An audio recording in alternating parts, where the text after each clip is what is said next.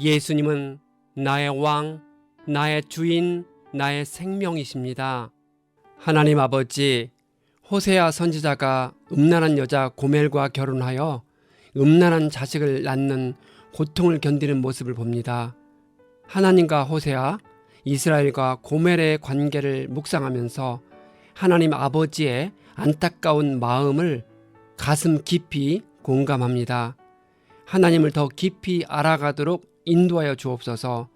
예수님의 이름으로 기도합니다. 아멘. 오늘 읽을 말씀은 호세아 1장부터 4장입니다. 이 말씀의 핵심은 첫째, 하나님은 호세아 선지자에게 음란한 여자와 결혼하여 음란한 자식을 낳으라 합니다. 둘째, 하나님이 배반당하고 슬퍼하는 질투 많은 여인처럼 행동하십니다. 셋째, 하나님에 대한 지식이 없는 백성과 제사장이 심판받을 것입니다. 호세아 개관. 호세아 당시 여로보암 2세는 예후 왕조의 마지막 왕으로 악한 왕이었고 이스라엘 사회는 심히 부패해 있었습니다.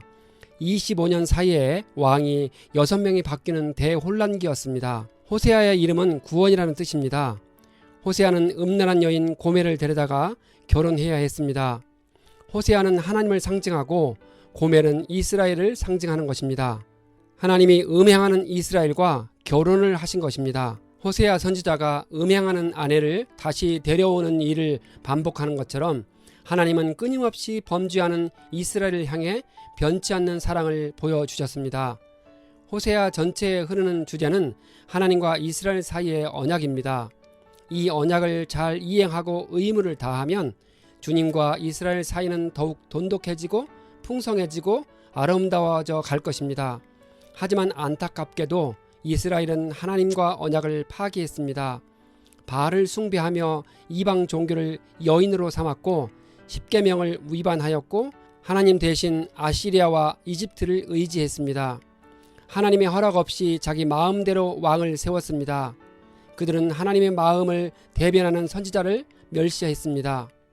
하나님은 범죄한 이스라엘을 향한 아픔과 고통으로 괴로워하시지만 끝내 그 사랑을 포기하지 않았습니다.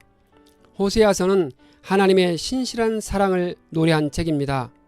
1장, 우시아와 요담과 아하스와 히스기야가 이어 유다 왕이 되고 요아스의 아들 여로보암이 이스라엘의 왕이 된 시대에 호세아에게 하나님의 말씀이 임했습니다. 하나님은 호세아에게 음란한 여자를 맞이하여 음란한 자식을 낳으라 합니다. 그 이유는 이스라엘이 하나님을 떠나 크게 음란했기 때문이라 합니다. 호세아는 하나님의 말씀에 순종했습니다. 그는 고멜이라는 음란한 여자와 결혼을 해야 했습니다. 십계명에서 간음하지 말라 하고 음란을 피하라 하는데 고상한 예언자 호세아에게 음란한 여인과 결혼하고 음란한 자식을 낳으라 합니다. 하나님은 호세아가 음란한 여인과 살아가는 게 얼마나 힘든지 경험하게 하여 하나님이 불순종하고 음란한 이스라엘과 같이 살아가는 것이 얼마나 힘든지 체험하도록 합니다.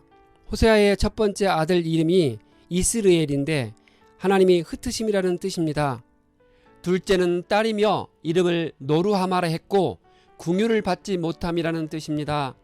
셋째는 아들이며 이름을 로암이라 했고 내 백성이 아님이라는 뜻입니다. 이 같은 이름을 통해 이스라엘 백성의 죄가 장차 어떤 결과를 낳을 것인지의 메시지를 줍니다. 유다 자손과 이스라엘 자손이 연합되는 때는 1차적으로 포로된 유대인이 바벨론에서 본토 이스라엘로 돌아올 때 성취될 것입니다. 궁극적으로는 메시아 복음으로 인해 이스라엘이 구원받을 때 성취될 것입니다.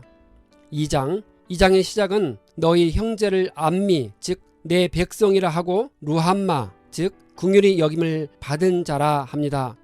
그러면서 어머니를 고발하라 합니다. 이제는 자신의 아내가 아니며 남편이 아니라 합니다. 여기서 말하는 화자는 호세아이면서 하나님이십니다. 듣는 자는 고멜이면서 동시에 이스라엘 백성입니다. 호세아는 음행하는 고멜을 태어나던 때같이 발가벗겨서 내버릴 것이라 합니다. 그가 낳은 자식들도 음행하는 자들이니 불쌍히 여기지 않겠다고 합니다. 이는 하나님께 신실하지 못한 이스라엘이 마침내 주님께 거부당하는 끔찍한 결과를 맞이하게 될 것을 의미합니다.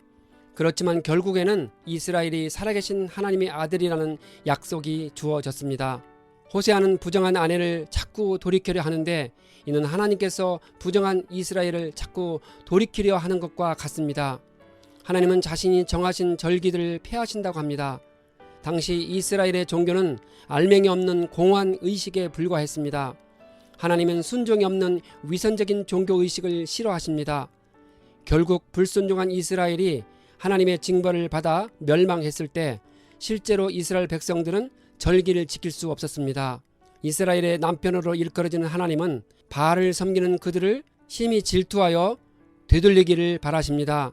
하나님은 이스라엘 백성이 바알 신들에게 분향하고 귀걸이와 목걸이로 몸단장하고 그들을 쫓아다닌 세월만큼 벌을 내리실 것이라 합니다.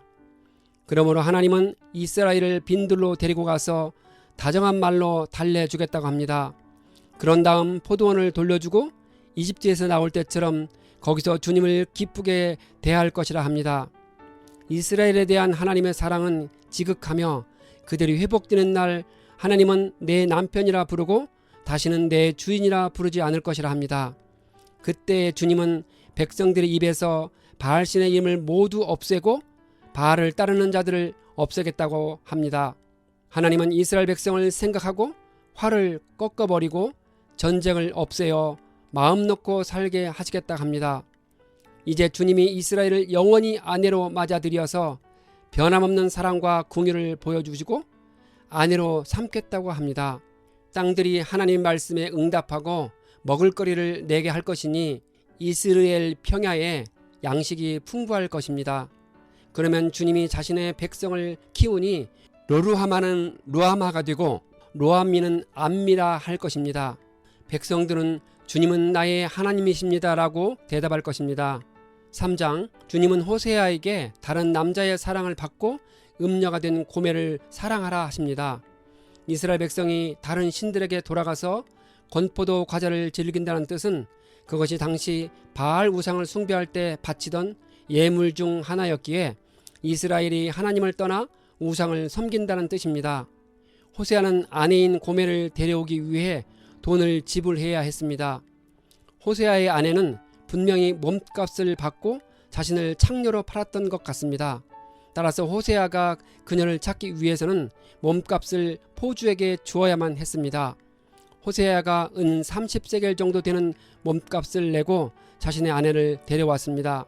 이는 마치 예수님이 죗값을 지불하고 신부된 우리를 죄에서 데려온 것 같은 이치입니다.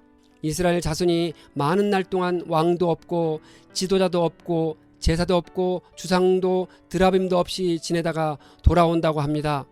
그들은 돌아와서 다윗을 찾고 마지막 날에는 하나님을 경외할 것이라 합니다.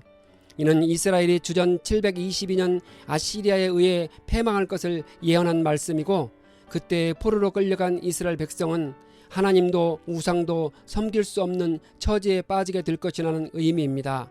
4장 이스라엘 자손에게 여호와의 말씀을 들으라 권고합니다. 이는 그 땅에 진실도 없고 인애도 없고 하나님을 아는 지식이 없다고 한탄합니다.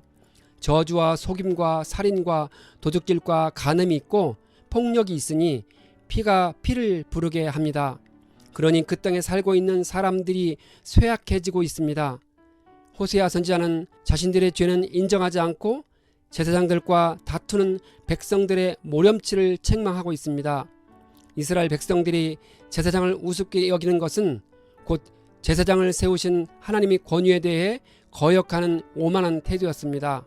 이스라엘 백성이 지식이 없어 망하게 된다고 합니다. 하나님의 율법을 잊었으니 제사장이 늘어날수록 죄를 짓습니다.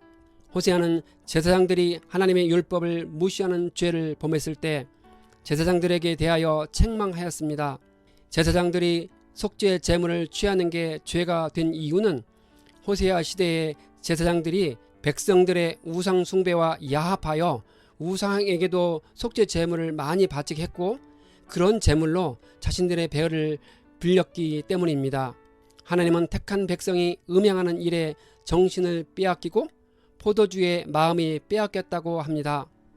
백성들이 나무 우상에게 물어보고 음란한 영이 그들을 헤매게 해서 하나님을 떠나 음란한 짓을 행한다고 합니다. 하나님은 남자들이 창녀와 함께 음행하고 창녀들과 함께 희생 제사를 드리는데 딸들과 며느리들이 음행하고 간음한다고 벌할 수 있겠냐고 묻습니다.